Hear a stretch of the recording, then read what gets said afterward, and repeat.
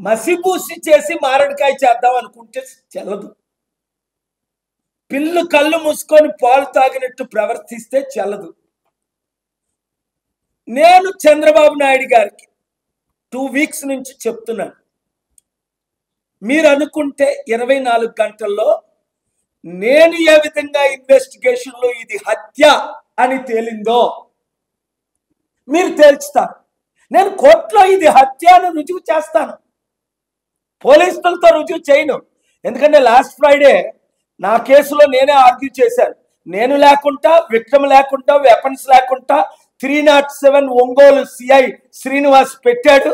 Honourable AP high court దాన్ని coat చేసేసింది. ఏ పోలీసుని నేను నమ్మే పరిస్థితిలో లేదు. కొంతమంది బ్యాడ్ పోలీసులను బట్టి, అందరూ బ్యాడ్ అన్ను, చాలా మంది పోలీసులు చాలా కష్టపడుతున్నారు. ఇక్కడ రిటైర్డ్ డీజీపీ అంజన్ కుమార్ లాంటి ఆయన. కానీ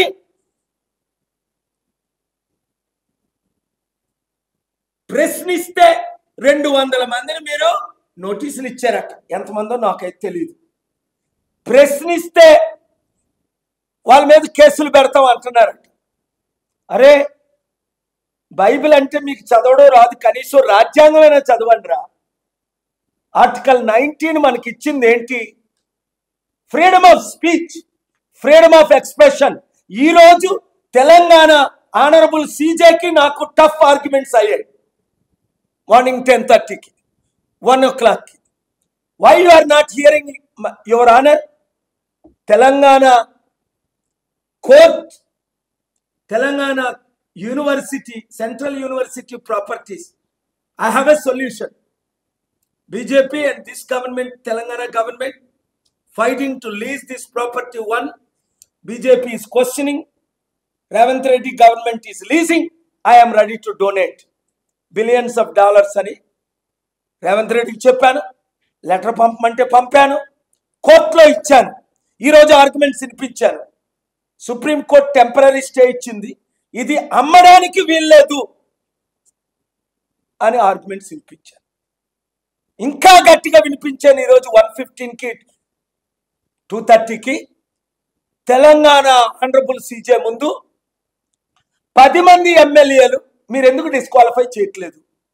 1998లో బీఎస్పీ ఎమ్మెల్యేలు 28th సీజే చేసినట్టు మీరు ఎందుకు చేయట్లేదు? ఎయిదర్ అబాలిష్ 10th షెడ్యూల్, చట్టాన్ని అబాలిష్. ఇందిరాగాంధీని అలహాబాద్ హైకోర్టు డిస్క్వాలిఫై చేసినప్పుడు 78లో చిన్న తప్పుకి ఇదే ఎమ్మెల్యే దానం నాగేందర్ కాంగ్రెస్ లో ఉండి బీఆర్ఎస్ గెలగానే బీఆర్ఎస్ లో చేరాడు. బీఆర్ఎస్ లో ఉండి గెలిచి కాంగ్రెస్ గెలవగానే కాంగ్రెస్ లో చేరాడు.